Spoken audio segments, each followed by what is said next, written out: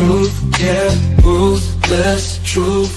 Get down, it could go bad for you. Hit like, comment, subscribe, you know what to do. Be cool, city lights shining so bright. Fine dining nights feels right. Flights to places far from sight. Get right, ruthless truth, yeah, ruthless truth.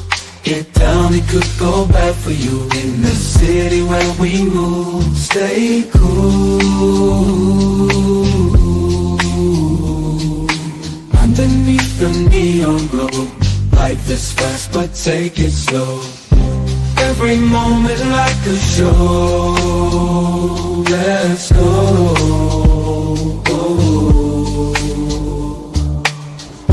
Dancing through the night, we got energy flows we can't hide. Feel alive, we outside. Moments fleeting but we shine. In this rhythm we align. Time flies.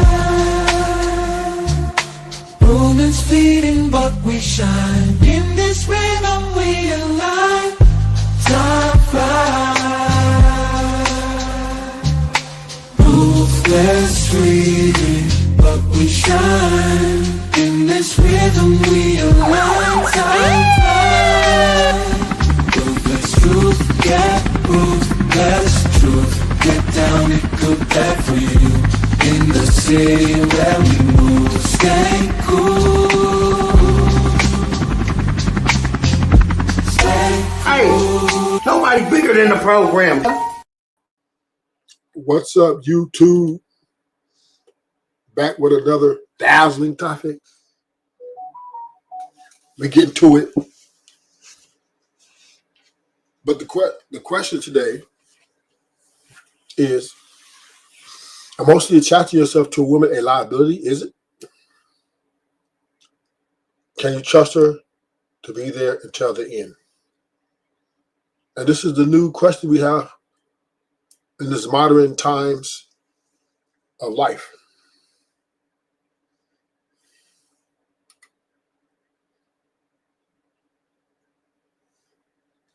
It's just a time where these questions have to be asked, right? These are the questions that need to be examined. I mean, and it appears to me that women are becoming more liabilities than they are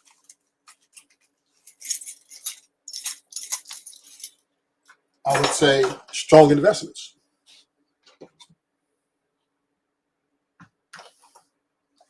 You know, I just don't see I don't see a lot of these relationships being very profitable when it comes to, you know, families. The nuclear family is being crushed every day. And largely because the women who are leaving are saying, you know, they're checking out. Right? And they're not staying there. They're not staying at all. And this is just a fact of the matter. So we're going to examine, you know, what steps can we take to prevent, or at least I would say prevent, or I would say what can we do to mitigate these liabilities? What proper steps can we take to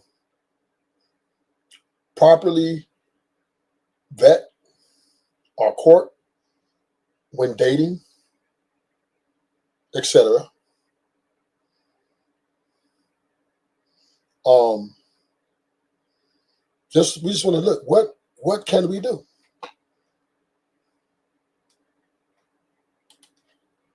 Turn into a whole other thing, but my husband really loves my feet. Oh, I love that. And so, like, the light was hitting him just right that day. And so I was like, let me just snap this photo and send him a picture of my feet. I do not have a bone in my body that can keep anything to myself.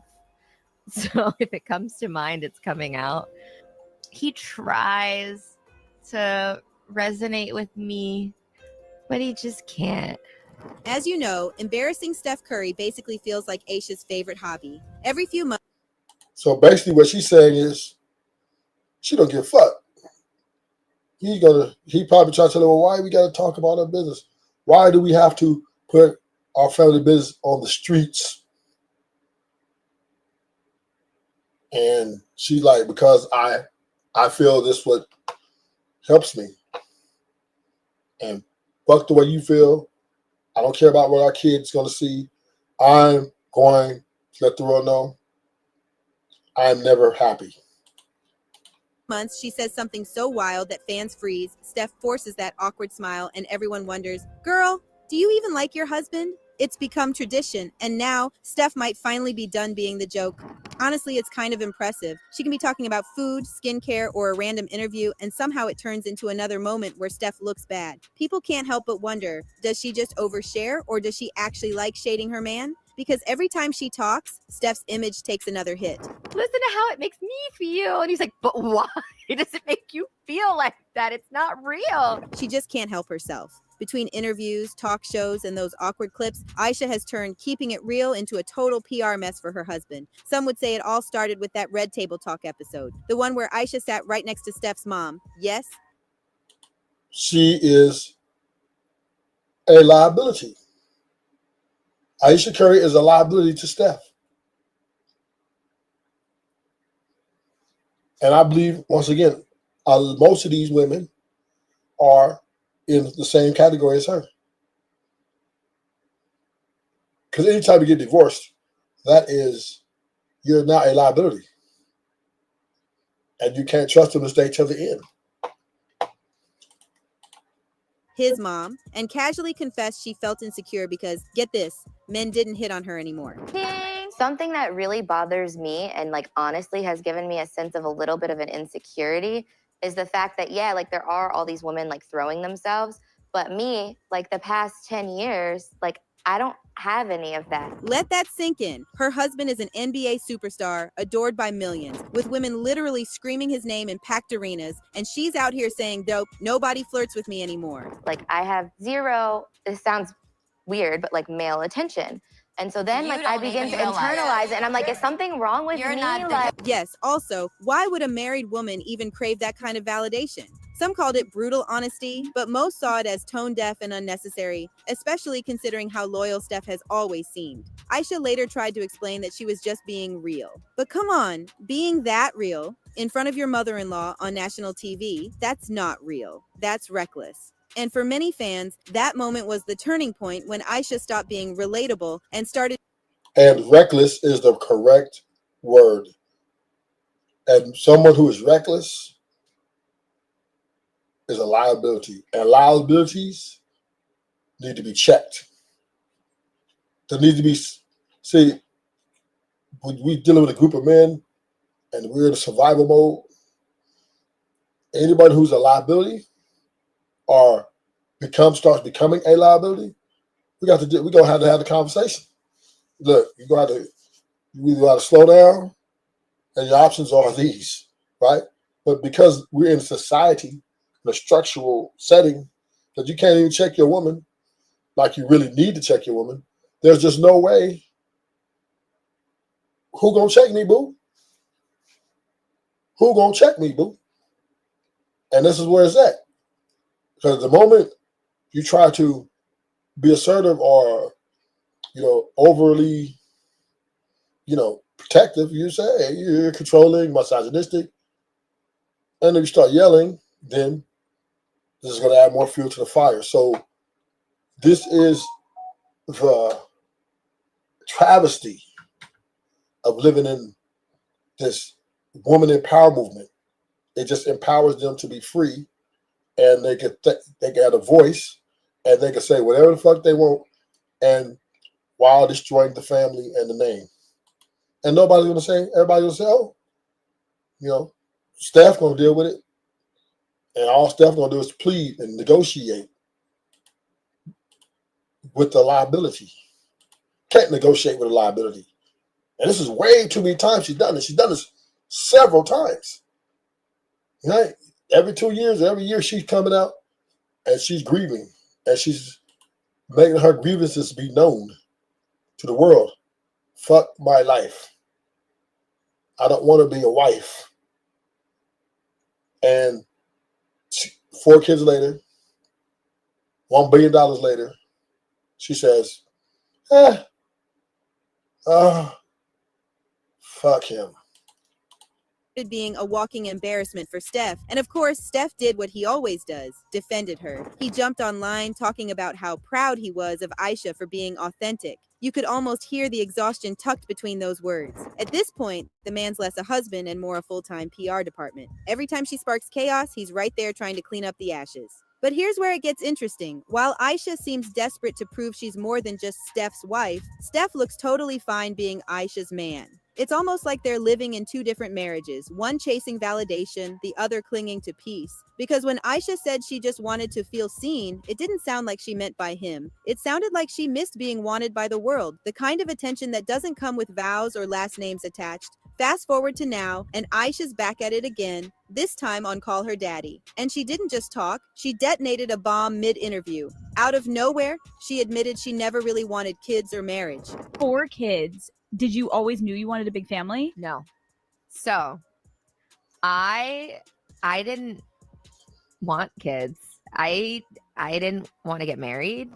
Yup, she actually said that. The same woman with the dream husband, the spotless image, the luxury lifestyle, and those perfectly coordinated family photos, now saying she never even wanted any of it. It was the kind of confession that makes people pause, rewind, and ask, wait, what? Fans jumped in instantly. It felt like deja vu, another interview, another confession that turned her picture-perfect marriage into a live therapy session. This time, Aisha said she wanted to be an actress, that she had her own dreams, that life just pulled her another way. I thought I was going to be career girl, and that's it. And I had my eyes set on my goals, and I was never the little girl that like dreamt about the wedding dress and all of that. Fair.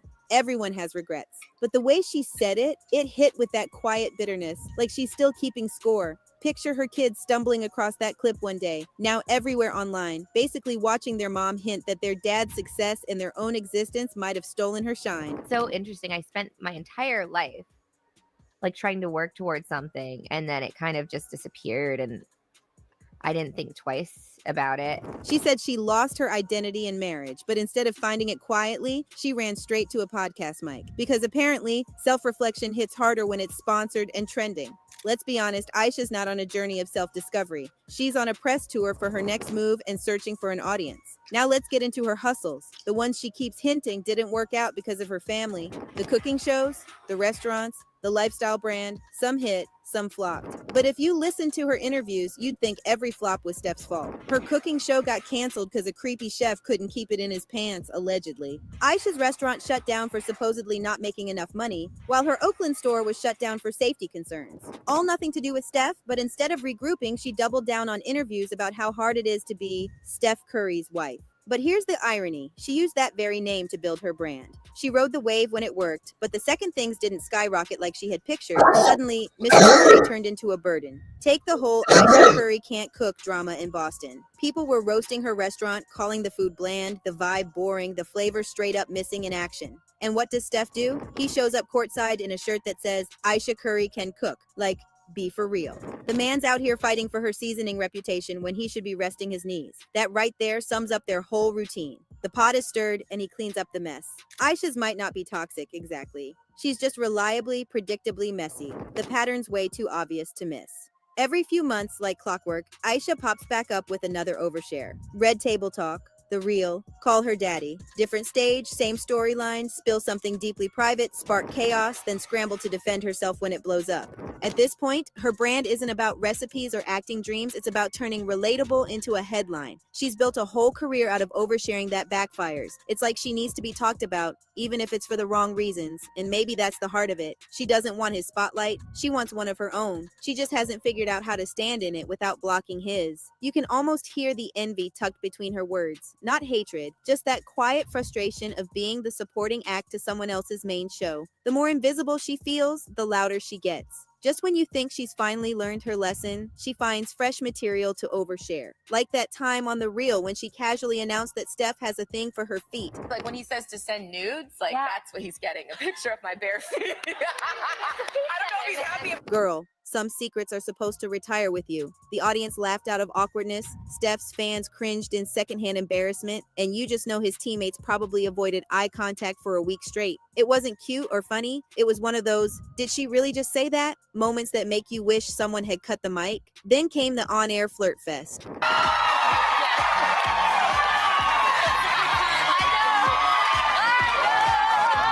Aisha giggling and playfully slipping off her wedding ring when a shirtless man walked into the room, like it was all just harmless fun. Maybe it was, but let's be honest, if it was really that innocent, why did the woman sitting next to her try to stop her mid-joke?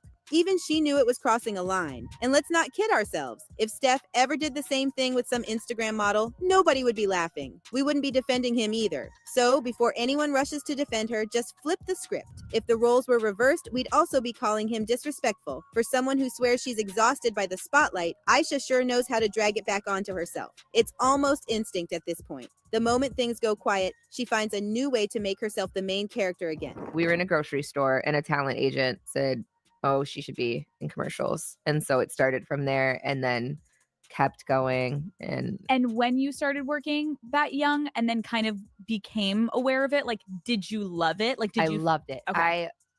I loved it. And let's not forget her legendary Twitter era, the one that lives rent-free in NBA history. Remember when she accused the league of being rigged right after Steph lost the finals in 2016? Yeah, that actually happened. The man was still dripping sweat from the... So what Aisha Curry wants is clout. She's chasing clout. I'll do anything for clout. They'll do anything for clout. That's what's happening here. She will throw him under the bus any chance she get to make sure her name resonates over his, to get her face out there. She will throw her family under the bus to do anything for fame. She being in the background, being just a mom, that is so not desirable, like, you know what I mean? Like fame worthy. I'm just Steph Curry's wife. No, she wants to be in the forefront with him and maybe equal to him. So she's chasing clout. And Steph's trying to talk to her. Hey, do we got to put our family business out there? Do we really got to do this? Can we just work this out? She's like, no, nigga. I'm going to get my fame. You got your fame. You shot all them threes. You made all them threes and made all that. Now it's my turn. It's my turn. So sit your ass down somewhere. And I'm going to go out here and speak the way I feel. I'm going to speak my piece, my truth. I'm going to live in my truth. And this what makes her a liability. Right? She is literally saying, I don't give a fuck.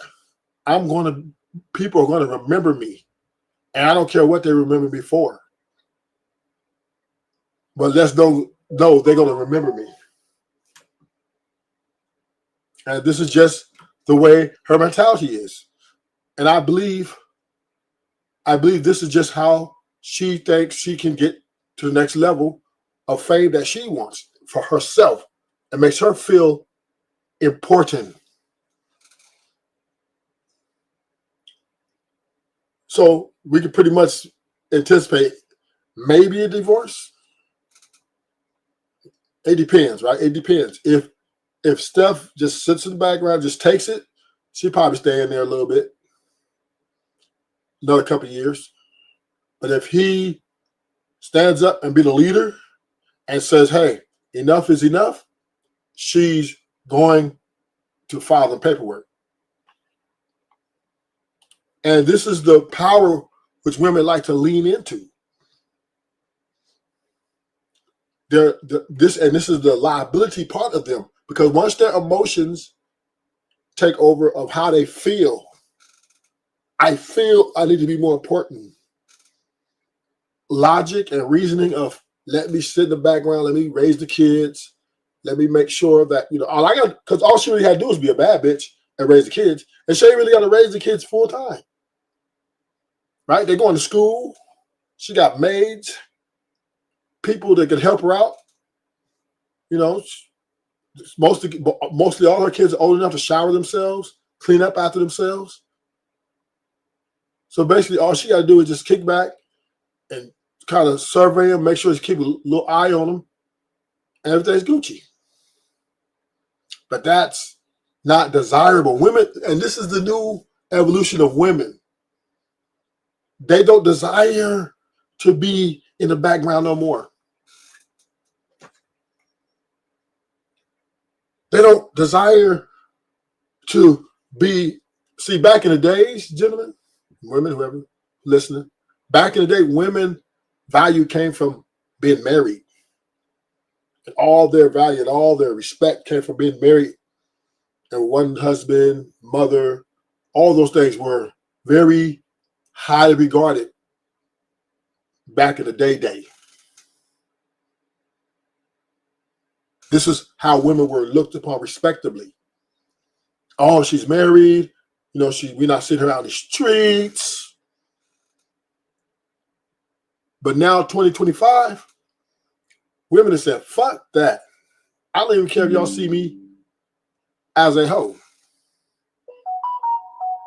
I don't care whatever y'all think. I will be famous, or I will get my bag, or I will be, or better words, I will live in my truth.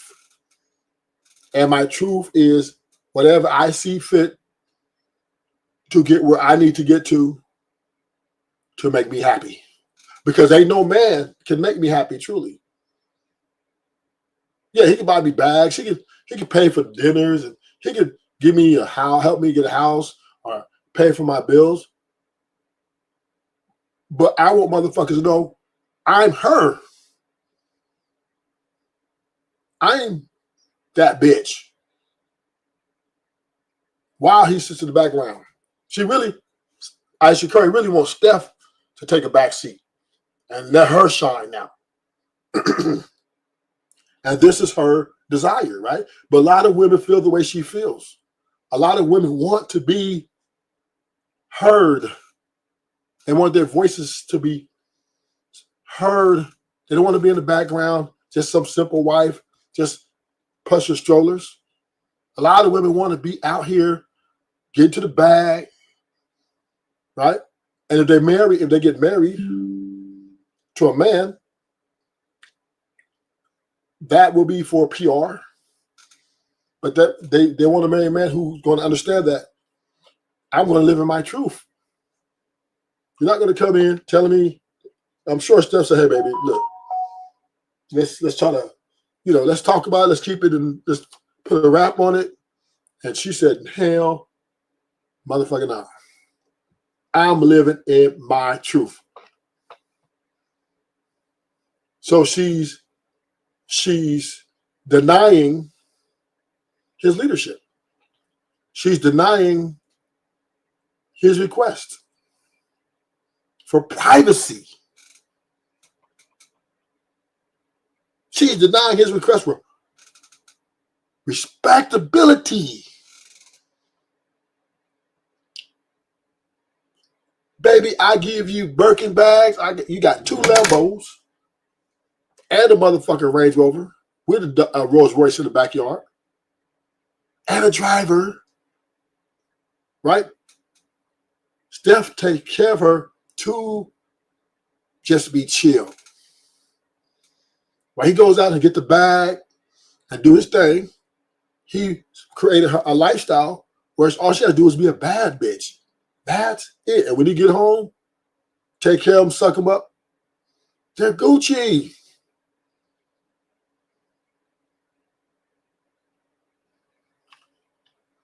But that's not enough for women. That's not enough. They need to be heard. They need to be heard. Not sit in the background and people not staring at them. Niggas need to be looking at them like they want to fuck. Right? That's what they want. Even though they're not going to fuck the guy, but they want to at least see a nigga drooling over them. They want to look up and see a nigga wink at them. Still know that I'm her. That her husband's desirability of looking at her and says she's beautiful is not good enough for her ego. So we go to the next tape. I got this one is on our famous B. Simone, right? She's an YouTube famous. And, you know, we're going to explore to see where she goes. You know, I'm going to let Aisha Curry rest in her femininity.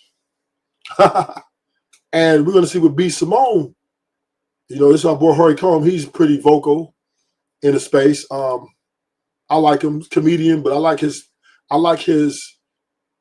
background of what he speaks on, what he stands for. Critical of her because she stole jokes, she stole a book. I mean, like, it's like, yo, this girl is not mentally stable, if you ask me. And that don't stop you from getting famous on the internet. But it's just like odd superiority complex that she has. I need a man.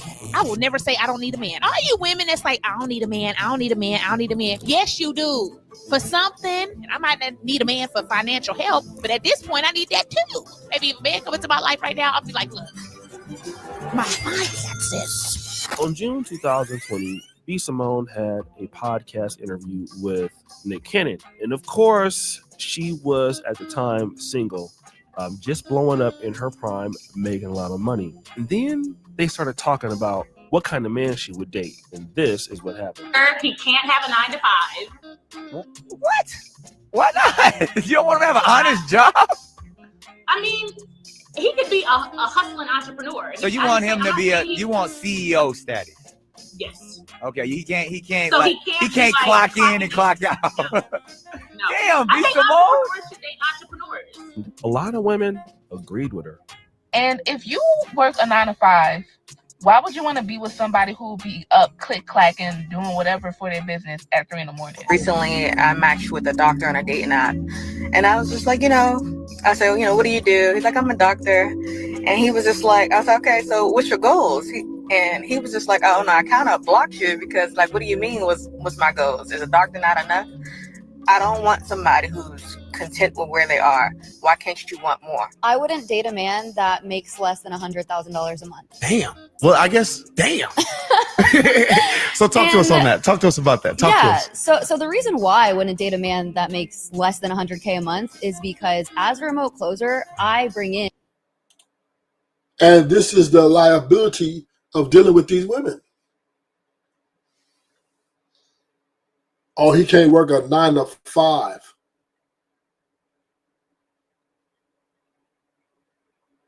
When she's on a date with a doctor,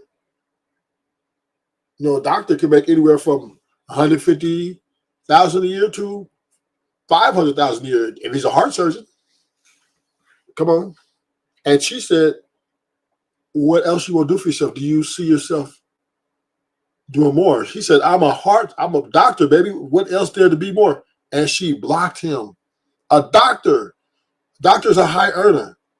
Minimum 150 bands. Minimum. If he's a specialist, $250,000 minimum.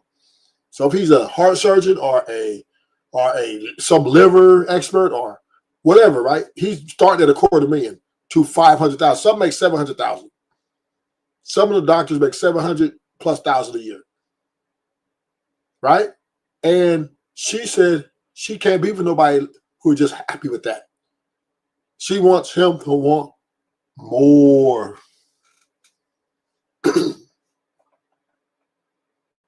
So I'm really starting to think that either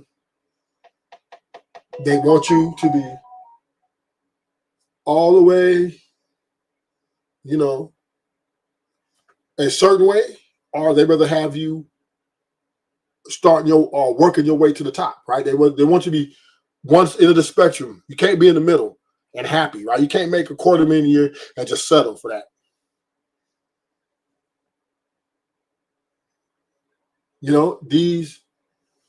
These women want everything the way they see or the way it fits into their program. And this makes them liabilities. You can't trust them to be there till the end. You can't. You can't invest in them. You can't do it. Because they're easily influenced by the things around them and the things they see, touch, and smell. And all this is the birth of social media. In $50,000 a month now. So if my man is not making double what I'm making, at least double what I'm making, I just wouldn't have respect for him. I need a man that's going to lead me. And if I'm making more money than you, that means I'm more disciplined than you. That means I'm more motivated than you. That means I have more systems in place that allow me to make that money. So you have to be doing double what I'm doing for me to even respect you. But I just find it so interesting that, you know, they require this high value man. Meanwhile, they don't bring a high value mindset, right? The high value mindset thing you just said is really deep. I mean, this is something that I feel like these women are clueless about. Like, they think somebody want them other than the physical. And that's what I think is wrong in society. Like, these girls, they really don't get it that if a guy is on his game, where do you fit in his life? Yeah. You can only find a fool. Our society has something wrong when it comes to the men and women collaboration. There's something dividing there. And who has the answers? Who's going to talk about it? Like Kevin Samuels talking about the B. Simone situation, you know, years ago. And to know that he was right? They're digging up old content for him talking about where her career was going to go. Do we have that video where brother Kevin Samuels brought up? But one thing I'm going to tell you about this entertainment business, brother, staying power is not easy. For you to come down to reality, B. Simone, is one wrong post. Facts. You are one viral video away, one internet canceling away from being back at Forever 21 selling tissue and entertainment. Very good one. But it's not like, you know, in times of national emergency, the world, the country turns and says, what's going on Wild 'N Out? What's B. Simone saying? All it takes for you to come down to reality, B. Simone. Just my finances. Like the budgeting, you see how I am nitpicking every little thing. I've never been like that. We were in Bloomingdale's yesterday. I'm like, we have to go to H&M. Yeah. Like I notice it in me now, just nitpicking. And it's not even, I just don't have it like to spend the liquid. Yeah. I'm used to having liquid. Winter is coming. It's crazy how much he's able to, you know, predict from, you know, even after passing away. But he, you know, he's absolutely right. You know, I think that, you know, they have this illusion of options. You know what I mean? They love to talk about standards, but then when the attention dries up, when the money slows down, and then when that wall gets closer, when that wall cometh, their standards and expectations that they have is necessary that they then turn into just suggestions at that point. The fact that I need a man. You need a man. If you want to have children, if you want to have a family, if you want to be a wife. All you women that's like, I don't need a man, I don't need a man, I don't need a man. Yes, you do. For something, for that masculine energy, for that love, for that companionship, for that romantic partner. You need sperm if you want to have a baby. I need a man. I will never say I don't need a man. I might not need a man for financial help, but at this point, I need that too. So yeah, I need a man. I want a man. I want my husband, y'all. I want my person. I have never dated somebody that has been my friend first. I always go into lusting. Good morning, Zyrax. Yeah, early morning stream. I got something to do later on, so we're just gonna get in early. But it's never too early for information. It's never too early to have the conversation. OG dirty. Hit the like button, nigga. But yeah, Thank y'all for coming to the show. But yeah, this is what we have here, right? The women are delusional in their expectations. And I'm not saying that telling women they shouldn't have some expectations. I'm not going to dispute that.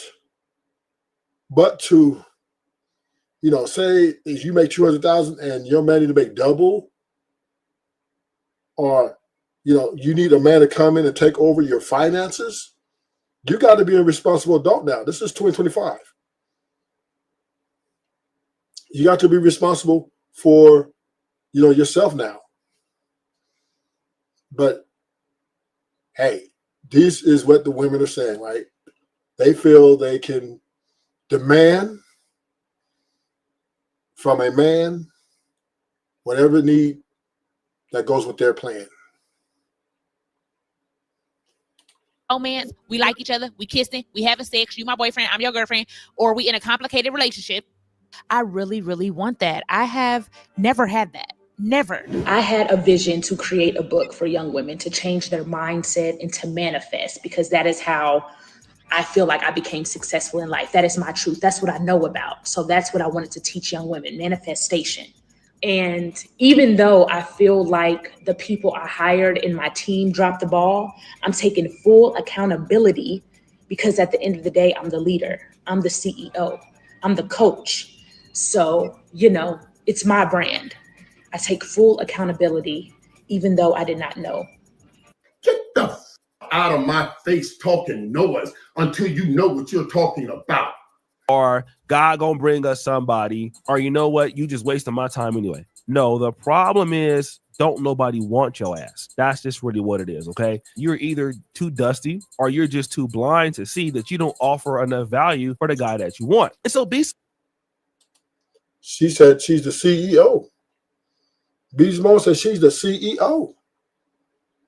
That means she wants to be the boss. And, that's a little conflict of interest for if a guy is, successful. See, the type of men that these women want, they want very successful men who have a plan, who are economically efficient, right? They have everything in place for their success, right? And they want to come into these men's life with their idea of what they want for the relationship. And these men are not going to change anything. What's up, No Chaser? Top of the morning. These women want to come into a man's life and bring in their ideologies or what they believe a relationship should be. And a man who is at the top of the ladder, who's making a lot of money, is not going to hear that, right? He going to immediately dismiss her. He would never return her calls. He's going to block her because she's a liability. See, rich man, they don't attach themselves to these women like that, because they realize I'm not going to bring a liability into my life when I have all my perimeters set. I'm making this much money. I got all my stuff lined up. I'm not going to bring no one who's going to bring me, discontentment, a lot of complaining. No rich man is going to sign up for that because he doesn't have to. And the ones who did, guess what happened? They get Aisha Curry's, right? They get Michelle Obama's.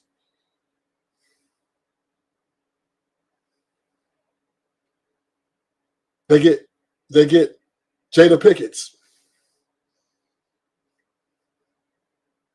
Should I keep going?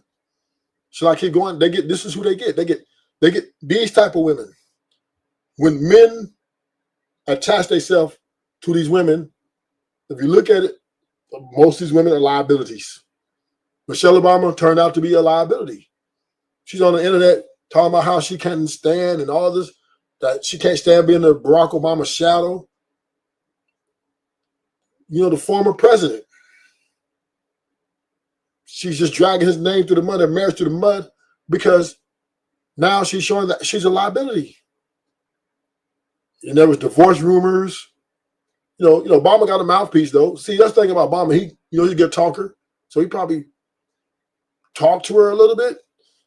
Probably bought him another 2 or 3 years, maybe 4 years before she leaves him. But these women are liabilities. They cannot be contained. And even if you're giving them everything they want, everything they desire, and some, they will still embarrass you because they don't give a fuck. They want to be heard. Their voice needs to be heard. Aisha Curry told Steph Curry, I don't give a fuck. I'm going to sell everything. I didn't want to marry you, bitch ass nigga. I didn't want to have your kids, stupid. But you tricked me. And she's going to blame him. Right? She's going to blame him for her, because she wants to be the one everybody looks at, not him. So we have the nuclear family is under attack because women are liabilities to the building of the nuclear family. Bottom line, they are the motherfucking weak link. Prove me wrong. Somebody come up here and prove me to tell me that women are not the weak link in these relationships. Tell me, prove me wrong. I'm willing to concede,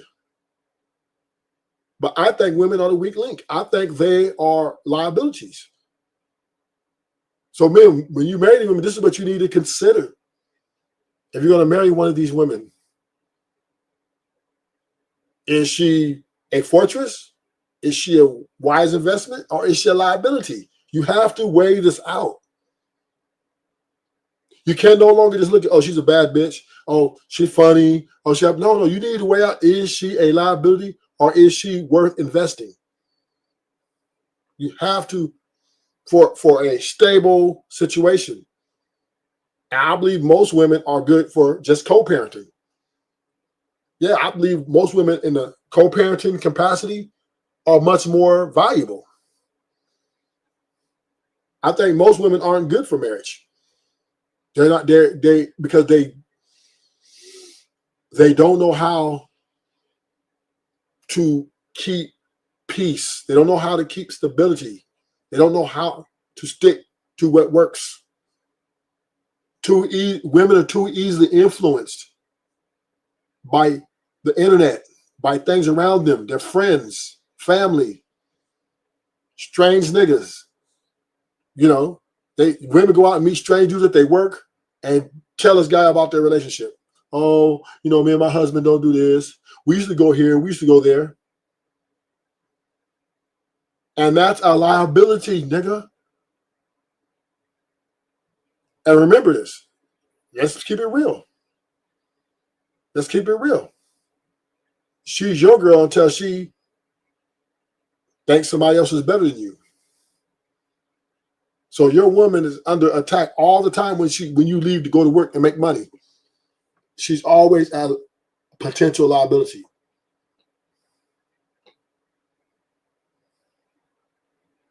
And that's just a fact.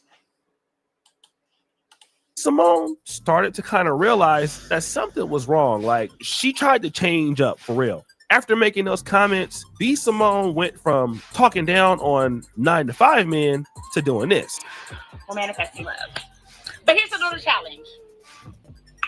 We got all these things we want in a man. A list of things. He got to be tall. He got to be dark. He got to be handsome. He got to have pretty teeth. He got to be a family man. He got to be financially stable. He got to be rich. He got to be successful. He got to be all these things. And we ain't even half the things on that list.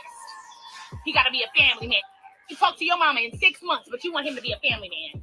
He got to be financially stable. Your account is in the negative, ma'am. Overdraft fees. He got to have a job. You need to go fill out some applications because you're still unemployed. He got to have pretty teeth.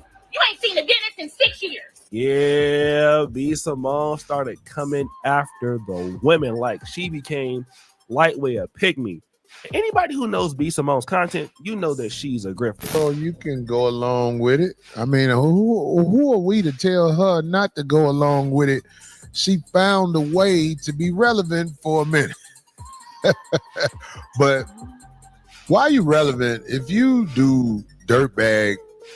Like, I got a homegirl, her name is Just Niece. She don't want no smoke with none of them, so I ain't trying to say that to bring drama to her name. But, you know, that girl B Simone used to do her jokes. Then when I found out she stole a book, and I've seen the girl talk, I don't think she's mentally well. Greetings, you polite savages, and welcome to another Tip Talk. Ladies, gentlemen, And these women are out here off the hinges.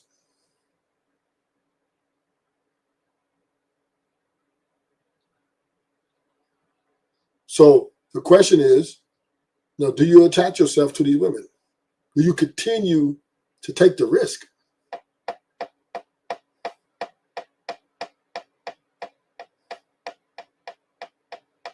I mean, I'm not saying stop having sex with them, or stop wanting them. I'm not saying that. That's human nature. But to marry, put a ring on it, I think we got to pump the brakes. I think we got to pump the brakes.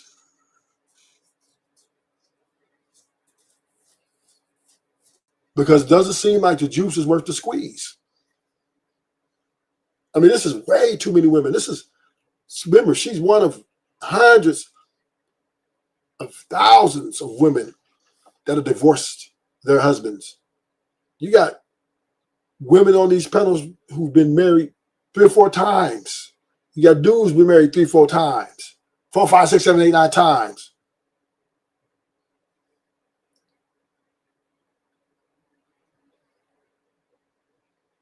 And that means that marriage is not, in my opinion, it's not the most smart way to go about it. I think marriage is the wrong way to go about it. I think if you meet a person, you should be in a contractual mindset, business mindset, right? If you meet a woman and you guys get along and you guys are able to communicate well and do other things well, as a man, we have to stay in a business acquisition because the Disneyland thing doesn't exist. Till death do his part is a myth. Forever is just a fairy tale. All we hear is women complaining and leaving, left and right. Whether he's poor or rich, don't matter. And this is not going to start anytime soon.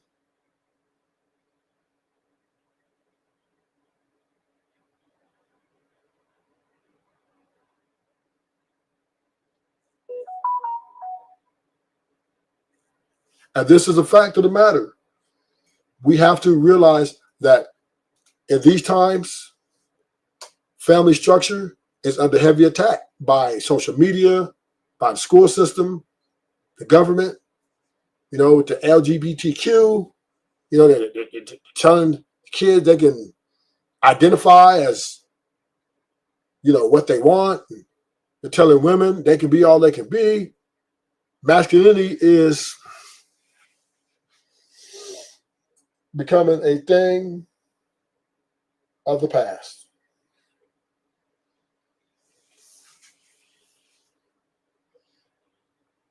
The women, they're telling the women there is no gender roles. Because America is pushing no gender roles, right?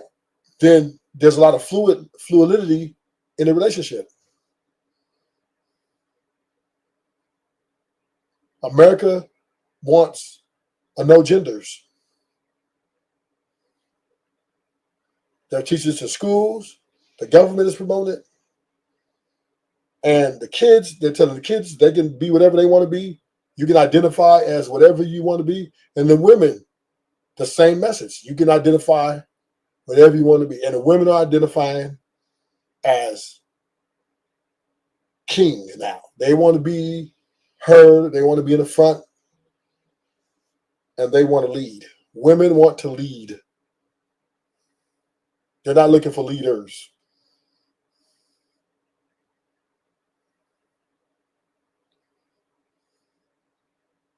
These women are not looking for somebody to come into their lives and save them. No. If a woman enters a relationship with you, she has a specific function for you that you need to do. Whether it's pay her bills, suck her up, or let her mostly dump on you, her trauma, whatever is that role she needs for you, that's what you need to be to her to keep that relationship going, to keep that marriage afloat. Ain't guaranteed forever, but still, to keep it as long, at least good 5, 6, 7, 8, 10 years, the men need to be acquiescing to her emotions, her ideas, and her ideologies. Because the moment you try to put your foot down, you're controlling.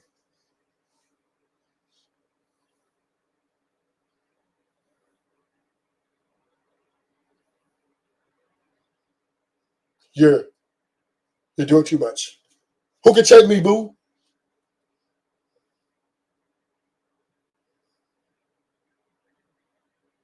Who can check me, boo? Boo. Ain't trying to hear that shit. If they want to go get 40-foot lashes and put on their eyes, nigga, accept it, nigga. If they want to put 10 pounds of makeup on their face, accept it. And the moment, once again, that a man will try to put his foot down, she will challenge you and say you're controlling. And if you can't correct, you can't properly protect. And if you can't properly protect, then the relationship will become a wreck. Because now, what's she gonna do? When she wants to go on a girls' trip, when she go to Vegas, what happens in Vegas stays in Vegas trip. What's she gonna do? Who gonna check me, boo? Who gonna motherfucking check me, boo? Excuse me? Women will even tone check a nigga. If you try to raise your voice or be assertive, she's gonna tone check you. Excuse me? What? Excuse me? Can you repeat yourself? And your tone better come down, or else y'all finna be battling. She'll get all up in your face. Because she knows she can dial 911. She got a nigga that's stronger than you, bigger than you. Who gonna check me, boo? So therefore, these women are liabilities. That's what they are. And that's what they is. If you attach yourself to one of these women, just know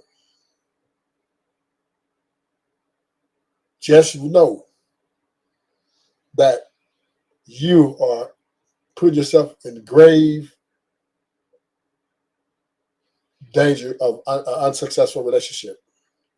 Because if you cannot correct, how can you properly protect? And I'm not talking about fighting niggas off, but I'm talking about protecting her from herself.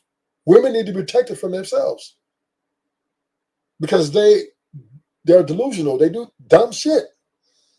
They think that Aisha Curry coming out saying, I want men to look at me. That's a dumbass statement. Right? But she thinks that It's okay for me to want men to want to fuck me and look at me like they want to fuck me. Even though I don't want to fuck them, but I want them to look at me like that so I can feel validated. My husband want to love me and want to fuck me is not good enough for me. I need every nigga want to fuck me. So I know I'm that bitch. And that is sick in the mind. Because when you think about it, when you and your wife out and she's looking around to see who's checking them out, she's belittling the relationship.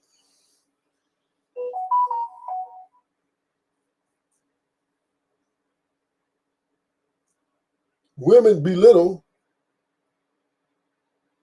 the relationship. They belittle the marriage by seeking validation from other women and men outside of their relationship.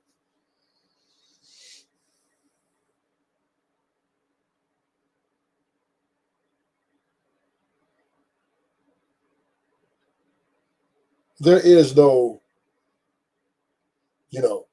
my husband's good enough for me. My husband's eyes are the eyes that count. No, nigga. I want your eyes. I want his eyes, his eyes, his eyes. Not his eyes, but his eyes, his eyes. And I'm good. And this is the travesties of marriage, especially a bad bitch. Especially if she's a bad bitch. She's going to want that. And what she doesn't understand is, with age, you're going to lose those looks. It's the part of the game. It's not you being married. It's not you having kids. Once you get a certain age, once you start plus 35, plus, the looks are going to go down. The men that once looked at you lustfully will no longer, they're off to who the newest and youngest beautiful thing out there. The young women are coming. And there's some bad bitches. So you're yesterday's news. Aisha Curry. So that's the name of the game. You have to understand. Polite savages, we are now about to embark on a journey sure to anger feminists and modern women alike. As always, we can only guarantee to tell the truth, the whole truth, and nothing but the truth as we see it. And sometimes the truth is a bitter pill, especially when winter is coming. So you better just shut up, put on a jacket because it's cold outside, and take that medicine. So there's nothing left to do but get on up into it. Let's get up, and get down. Let's go. Well, polite savages, what a 180-degree from B. Simone on her supposed spiritual journey, turning over a new leaf. Now, polite savages, I don't know about y'all, but I speculate that she may be grifting a little bit. Because when the whole internet was calling out on her BS, when she was telling her so-called Bessie that she was struggling to make ends meet because she had to go shop at H&M. Now I'm being a bit hyperbolic, exaggerating the tale a little bit. But her complaint is falling on deaf ears when it's a tone deaf, and it's not only in its delivery, but it sounds like she's turning her nose on the regular average Joe and Jane Doe.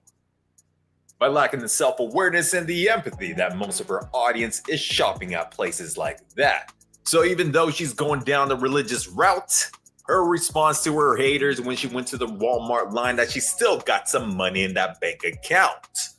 Well, I guess that Christian deference hasn't manifested in humility and kindness. Maybe it's karma, maybe it's the Lord teaching her a lesson. When two live streamers came to confront her about on how she fell off from her blessings. I like to hear. Jesus is king, goddammit. Jesus is king. Like you fell off. I'm not acting. Never fell off. That's what I'm saying. Okay. I got fish, potato wedges, sauce, tabbouleh. My total is $24.14. Let's see if it goes through. Let's just see. Who knows? Let's just see. Let's just. Brokey.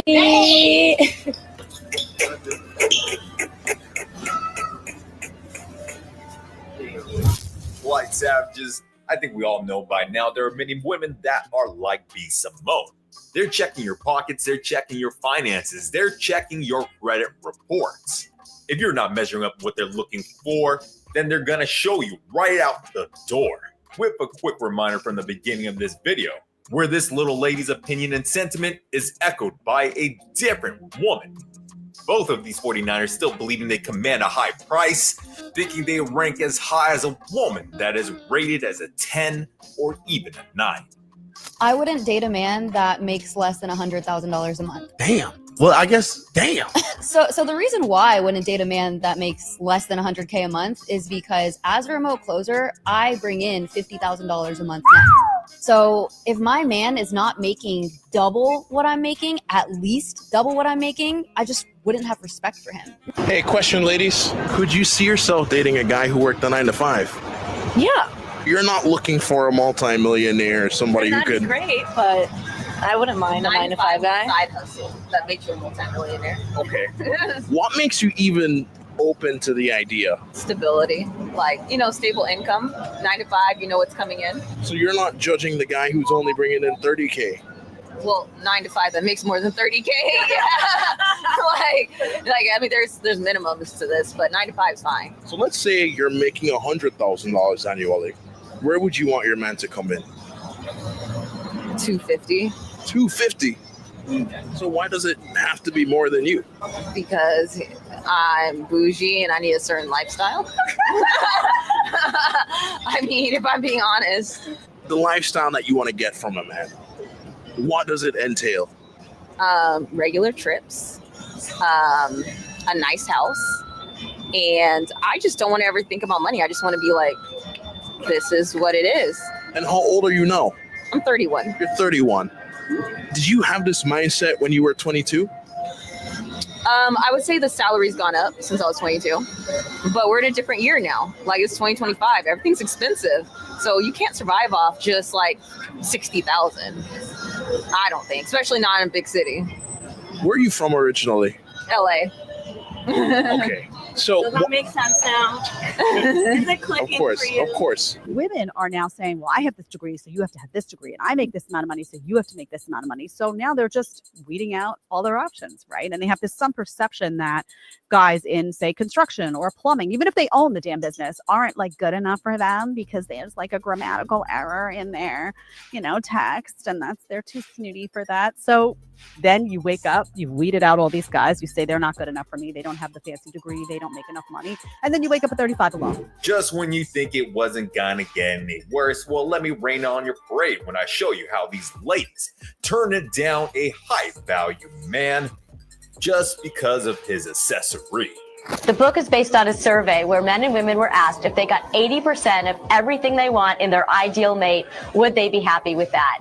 And women said, no, that's settling. And men said, 80%, I'd be thrilled. That's a catch.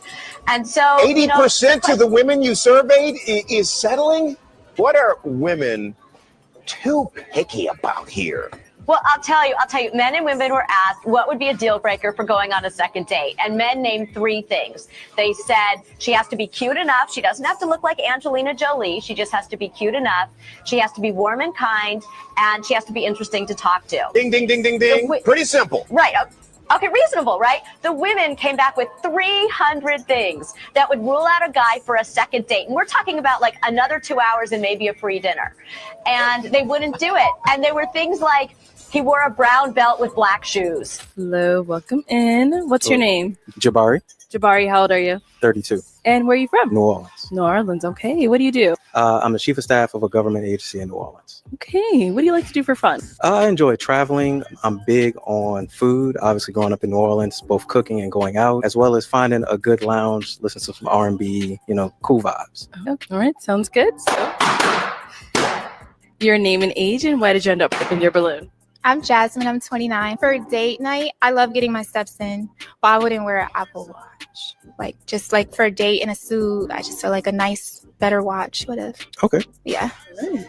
Like a suit with an Apple Watch, I would have wear like a nice. Right. Yeah. So for me, I wear suits 5 days a week, and I typically have my Apple Watch. It's kind of convenient, when you have, notifications going off while you're in meetings to be able to look at it versus pulling out your phone. But I totally understand what you're saying, though. You can't make this shit up. You can't make this shit up.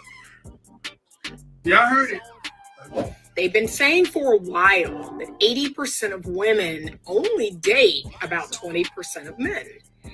And I've been thinking about this for a long time. I was like, wait a minute. Okay, so I'm looking at the percentage of single mothers versus the percentage of single fathers. The data is not quite lining up. Then I started to think about the T app. And I said, wait a minute. Women are posting all the same guy on the T app.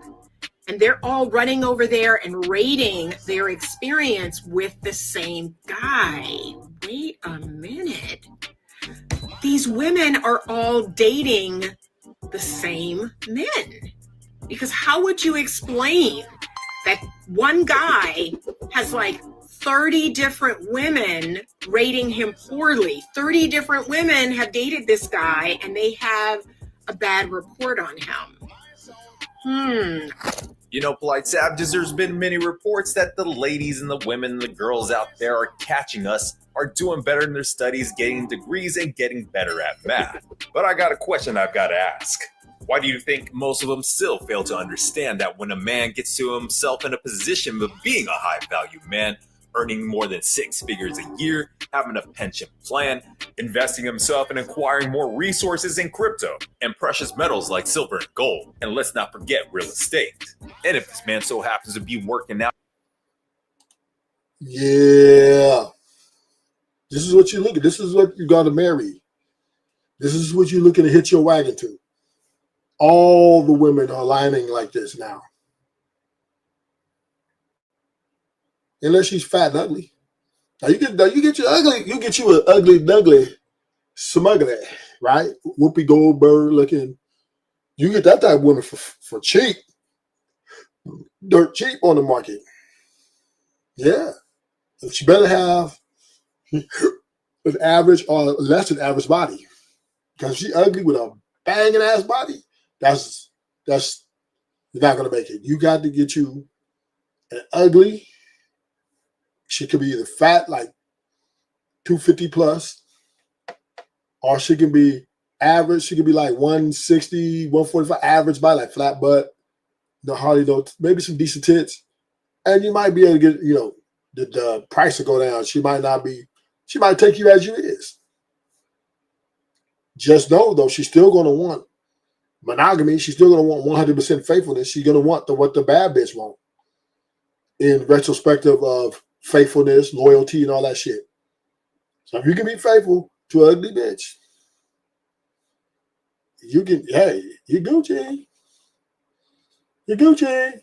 out and keep himself in shape, climbing the career ladder, still being competitive and going after his purpose, and attractive to many different types of women of different ages, different social classes, and around the world with his passport in hand?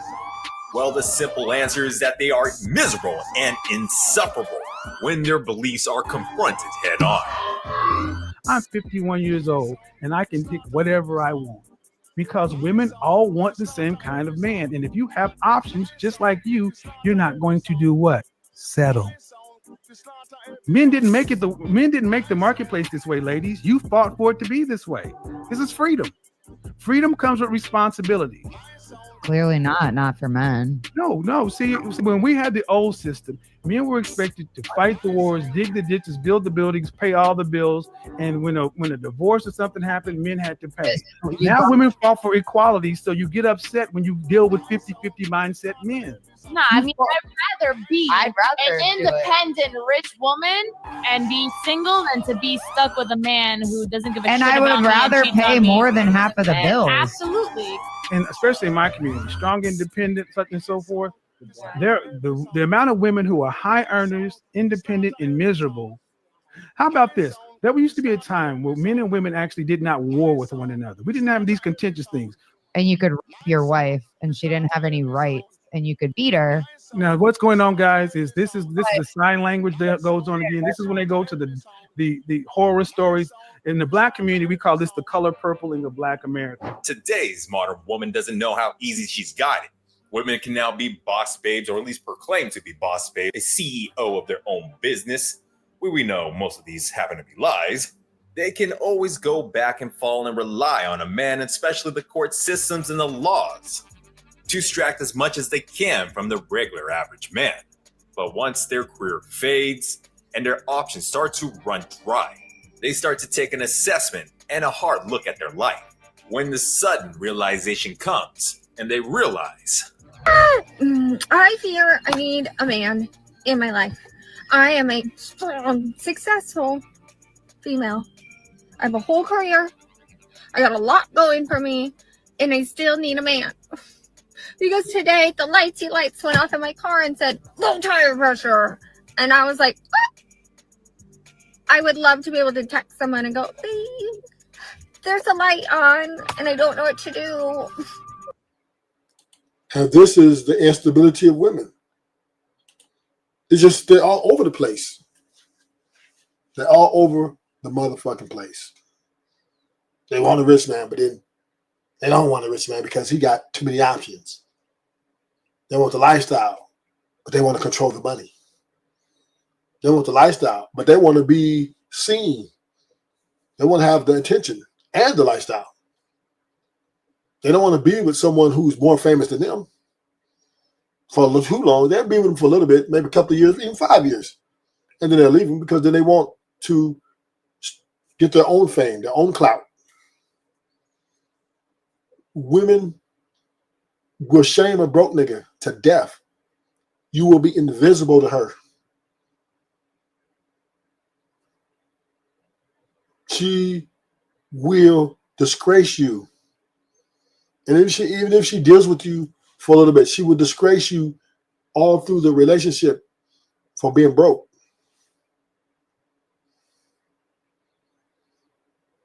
Even if y'all to bet each other and you're making more than her and she surpasses you, she will lose respect for you. Women are, bottom line, they're liabilities, man. You can't trust them to be there to the end. You can't. You can't put your trust in them. They're not stable.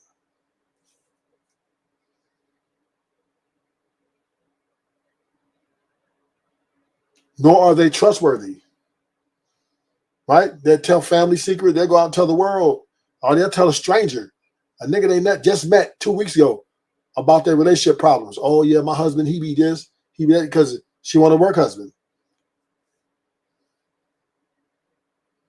These women are not marriageable. Us men have to look at them like we look at shopping for a car, right? You get the car, you get a high luxury car. This is what this costs. You get a Toyota, lower, you know what that costs. And you get what you can afford. And then you drive for a little bit until you get bored of it and switch it out. And I say leasing a woman is better than buying a woman. So you lease a car, you just do payments, and then when you're ready, upgrade it, boom. The payments stay the same, right? You don't pay more, you don't pay less. And this is the way you have to do women. You have to lease them. Enjoy it while, have a good time. And when they get to acting up, when they get to doing all that crazy stuff, switch them out. Switch them out. Upgrade. And that's the only way to do this. That's the only way to look at these women now. As business acquisitions, as women are dessert. They're dessert, homie. They are not the main course. I'm sorry to say it. And I used to think this. I used to think that, oh man, give me a woman, get married, boom, boom, I'm good. But over the years, as I start seeing, when I'm in a relationship with a woman, I evaluate heavy. I am a heavy evaluator. Once I enter a relationship, I look at, is she a quitter? Can we have a good communication together? I look at our compatibilities.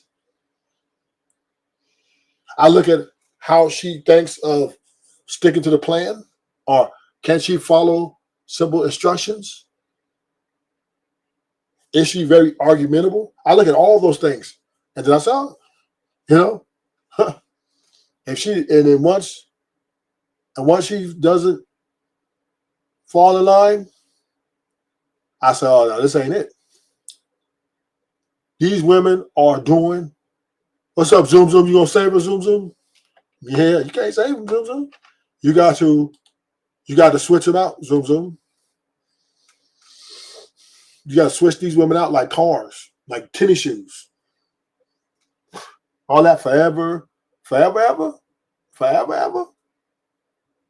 It's over. It's never been that way, but now it really is more prevalent. If you get a good 5 years, you got to take that as a W.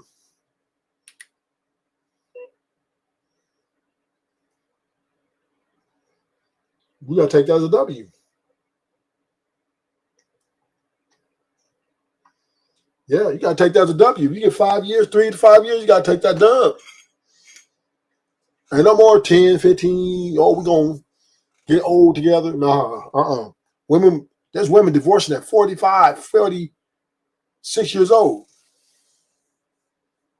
Yes, that's all it is. And so, yeah. Zoomer, here's the deal, though. No. This is what you're missing, Zoom. Let's have the conversation.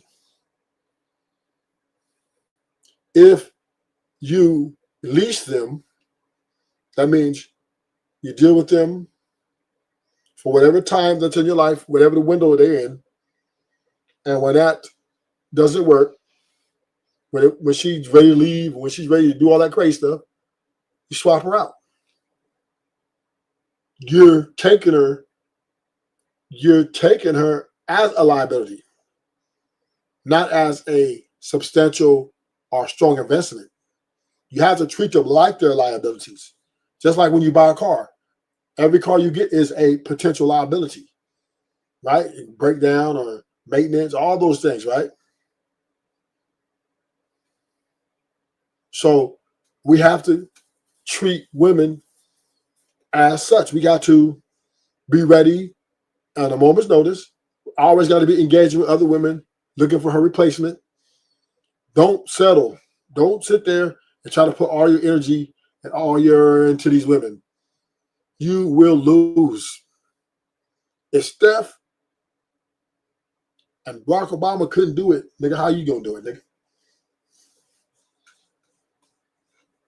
Do not try to move in with these women if you possibly can. Do not move them in your home. She pay her rent, you pay your rent. Y'all meet up once a week, twice a week. Do what y'all do. Off to the races. This is how men are gonna have to move. And if she gets pregnant, why would that baby come out? Boom, that contract is signed. Look, I get the baby on the weekends, right? Or whatever, and I help out whatever. Whatever you need to help. I help you raise a child, you know what I'm saying? Yes, boom, this is the only way to do it. Because if you do it the old-fashioned way, you're gonna get embarrassed. She's gonna dog walk you. You're gonna be happy wife and happy life, but you'll be miserable because you have to say yes to everything. Then if she sees someone better than you or something that's better than you, she's gonna leave you because she's gonna upgrade. Women are upgrading men all the time. Women are upgrading men like they're going out of style. They're hypergamous. So men, we need to be the same way. There's no need to come in trying to talk about I love you, you're my baby. Forever, ever? Ever, ever? Forever, ever? Forever, ever? Right? My baby mama don't like me, right? Even the dudes with the money are getting drugged, nigga. It's over. Yes, Zoomer, I do agree with that. I agree. The fate, we do have to accept our fate. And the fate is good coochie, and some orange candy, it's good enough for me. I don't need her we don't need to be together every day. Matter of fact, we ain't even got to call each other every day. We can text. I want 1 to 2 texts a day. I'll text maybe something. Maybe you text. You don't even have to text every day, every other day. I don't give a fuck. Fuck what these women want. They're going to get this D and a little bit of me. That's it. We not getting no house together. We not getting nothing together. No bank account, nothing. Bitch, keep your shit. I'm going to keep mine. Your money's your money. My money's my money.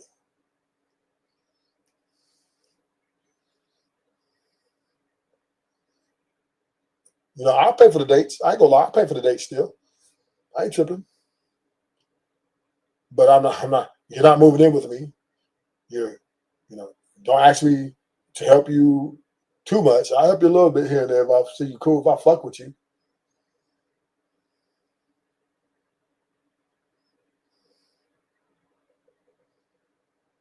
So I'm going to end the show. Thank you for coming. Bottom line is business over love. Do not attach yourself to these liabilities because you can't trust them. And Rufus is out.